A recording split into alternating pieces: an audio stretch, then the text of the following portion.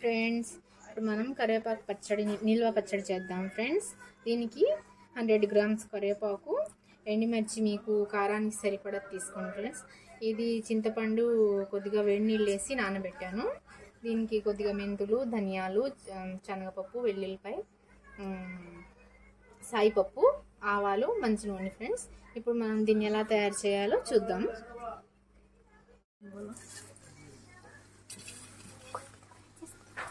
ఇది ఫ్రై చేసుకోవాలి.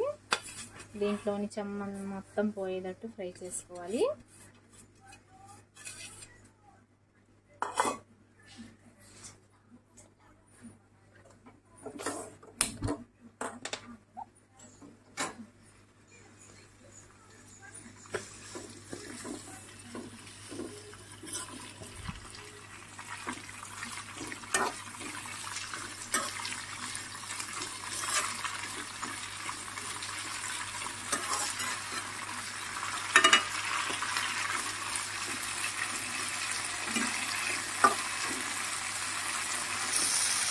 ఈ కరివేపాకుని మనం కడిగి కాస్త నీళ్ళంతా పోయే వరకు ఉంచి ఇలా చేసుకోవాలి.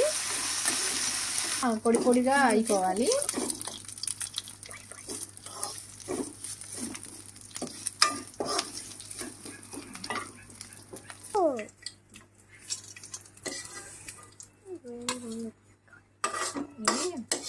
గిన్నెలో తీసుకుని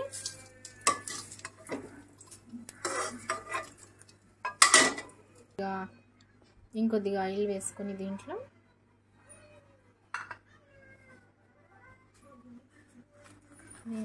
ఎండుమిరపకాయలు వేసుకోవాలి.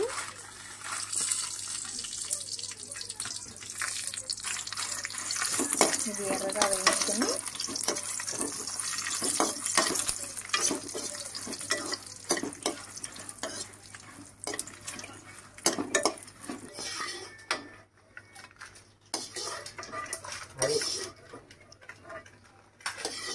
ఇప్పుడు దీంట్లో మెంతులు వేసుకోవాలి.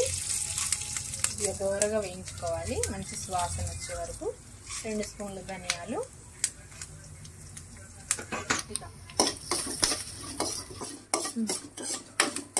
ఇవి వేగిపోయి ఇవి తీసేసుకొని మనం చల్లార్చుకోవాలి. ఇంకా మిగిలిన ఆయిల్ కూడా వేసేసుకుని మనం తాలింపు వేసుకుందాం. జర దూర్ కడుపు దీంట్లో తాలింపుకు సరిపడాలి ఎండుమిర్చి, కొన్ని ఆవాలు, పెసరపప్పు, 2 స్పూన్ల శనగపప్పు,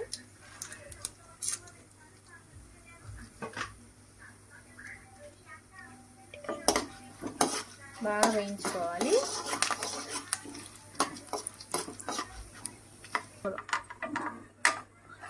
మరి దీంట్లోనే మనం వెల్లుల్లిపాయలు వేసుకోవాలి, 2 దంచి.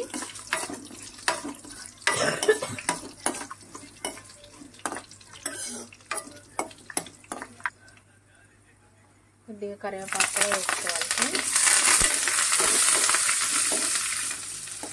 ఇప్పుడు దీన్ని చల్లారనివ్వాలి.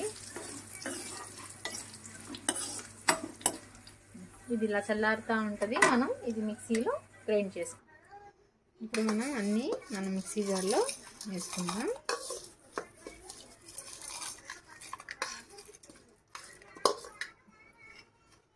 కొంచెం కొంచెంగా వేసుకుని మనం గ్రైండ్ చేసుకుందాం. దీంట్లోనే మనం రాళ్ళ ఉప్పు వేసుకుందాం. 2 స్పూన్స్ వరకు సరిపోద్ది. మనం నానబెట్టుకున్న చింతపండు ఉంది కదా, ఇది కూడా దీంట్లోనే వేసేసుకుందాం.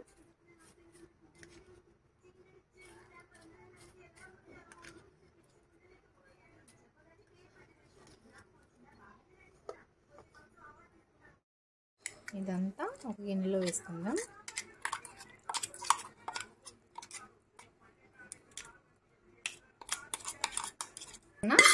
తాలింపు దీంట్లో వేసేసుకోవాలి. పూర్తిగా చల్లారనిచ్చి దీంట్లో వేసేసుకోవాలి.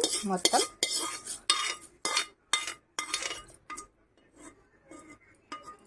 మనం బాగా కలుపుకోవాలి.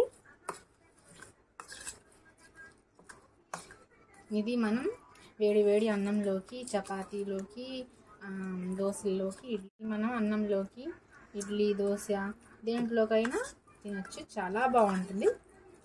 మీరు కూడా ట్రై చేయండి ఒకసారి.